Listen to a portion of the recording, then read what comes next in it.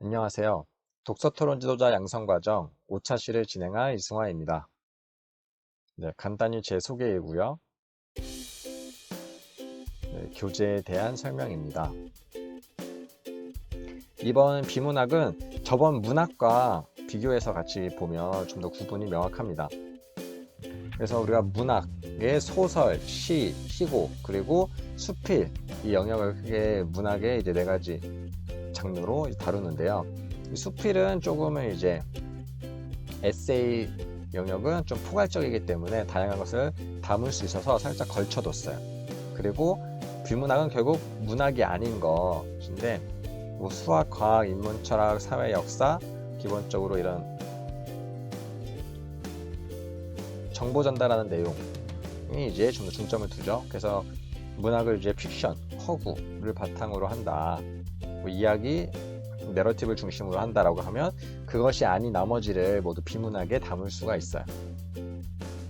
하지만 이 비문학 내에서도 여러 가지 융합 장르로 이제 에세이식으로 딱딱한 내용도 조금 에세이식으로 편하게 접근한다거나 아니면 이야기를 빌려오는 소설의 구성을 가져와서 이제 지식이나 실용적인 내용을 전달한다거나 하는 방식도 많이 활용이 되고 있습니다.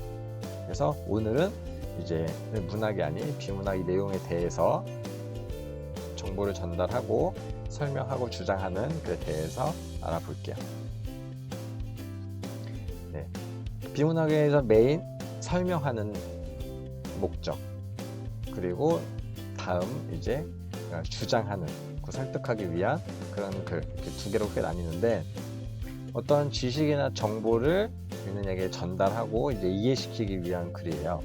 설명하는 글을 기본적으로 객관적인 사실의 바탕을 두려고 노력을 하고요. 그리고 그것을 어떻게든지 조금 이해하기 쉽게 풀어서 설명하려고 노력을 합니다. 다음 이제 주장, 설득의 목적에서도 결국 주장을 조리 있게 하고 그리고 짜임새 있게 하는 것인데, 그래서 많은 분들이 어떤 키워드에 대한 자신의 생각을 전달하는데, 그리고 많은 이제 비문학 글을 쓰고 또 독자분들 중에서도 그 사람이 어떤 생각이 궁금해서, 어떤 정보가 궁금해서 그 전문가의 의견, 전문가의 분야에 대한 이제 주제, 키워드가 궁금해서 접하는 경우가 많죠. 거기서는 조금은 주장하는 방향, 그 사람의 목소리를 들으려고 한 거기 때문에 명확한 주장과 거기에 대한 이제 근거가 있을수록 알찬 이제 비문학 글이 됩니다. 여러분은 이 비문학이라는 장르, 이 설명하는 글과 주장하는 글을 이제 읽는 이유가 무엇인가요? 굉장히 다양한 이유가 있을 거예요. 그리고 그 다양한 이 목적과 의도가 있는데 거기에 맞게 여러분의 코칭 방향, 질문의 방향, 모임 진행 방향을 다양하게 할 수가 있습니다.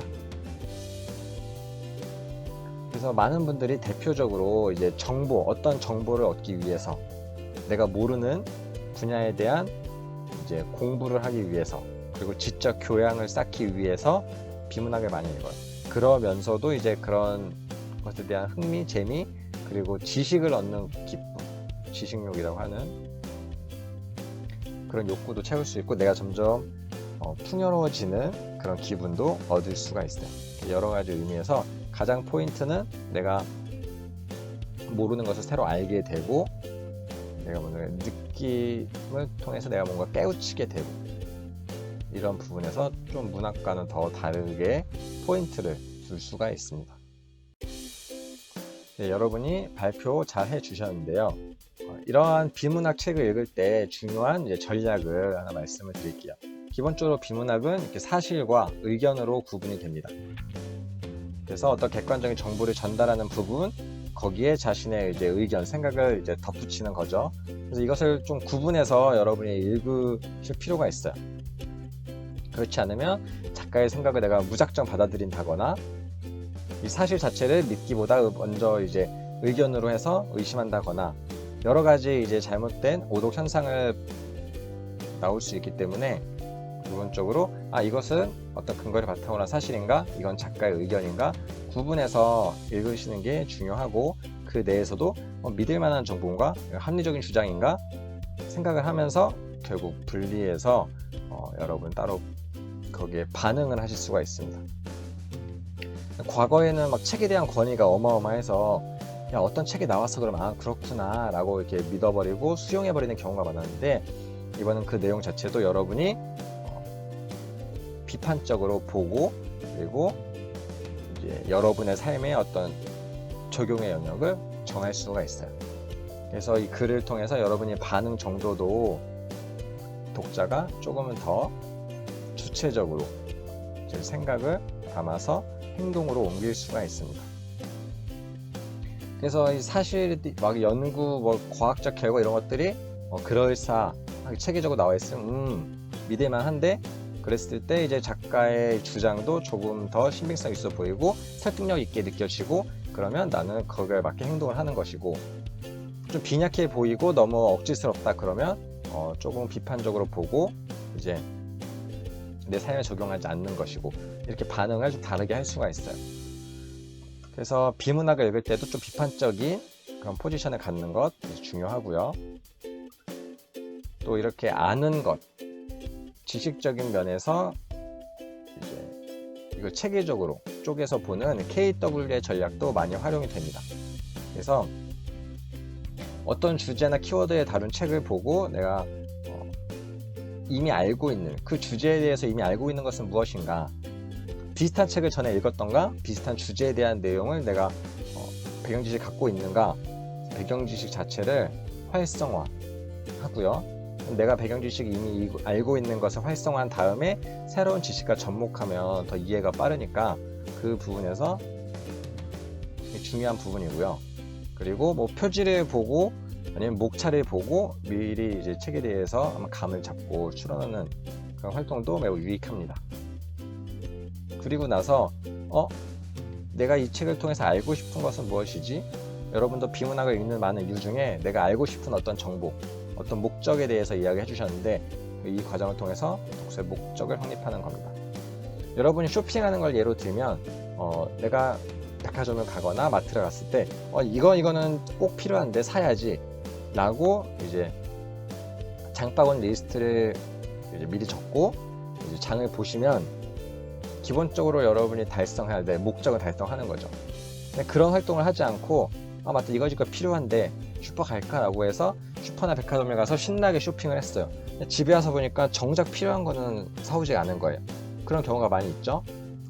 이제 문학에서는 3000% 빠져도 내가 느끼는 감동, 즐거움을 중요시하고 독자의 반응을 중요시했다면, 비문학에서는 나름의 알맹이, 핵심 키워드, 설명하는 내용, 저자의 메시지 이런 정도는 갖고 있어줘야지 독해가 좀 바람직하게 이루어졌다 라고 할 수 있습니다. 그러니까 빼먹지 않도록 목적을 다 설정하고요. 그리고 나서 이후에 내가 나름의 점검, 이 책을 읽고 나서 내가 알게 된 것이 있다, 이것이 이제 내 목적과 내가 알고 싶은 게 있었는데 알게 되었어 라고 하면 이제 만족스러운 독서 경험이 되는 것이고, 내가 알고 싶은 건 이거였는데 개운하게 조금 풀리진 않았네 라고 하면 조금 별점이 낮아질 수 있겠죠. 하여튼 내가 목적한 것에 대해서 이제 확인하고 점검하고 정리하는 시간입니다. 그래서 여러분이 비문학 책을 한 권 읽고 나서는 읽기 전보다 어떤 새로운 분야든 어떤 넓은 영역이든 추가된 지식과 정보, 내용을 얻는 것을 기본 목표로 하고 있어요. 그리고 다음은 이제 목차 활용 전략인데요. 문학은 사실 목차가 거의 이제 없는 경우도 많죠. 간단히 함축적으로 돼 있는 경우도 많은데, 비문학은 기본적인 내용 전달을 목표로 하기 때문에 체계적인 구조화된 목차를 이제 만날 수가 있어요.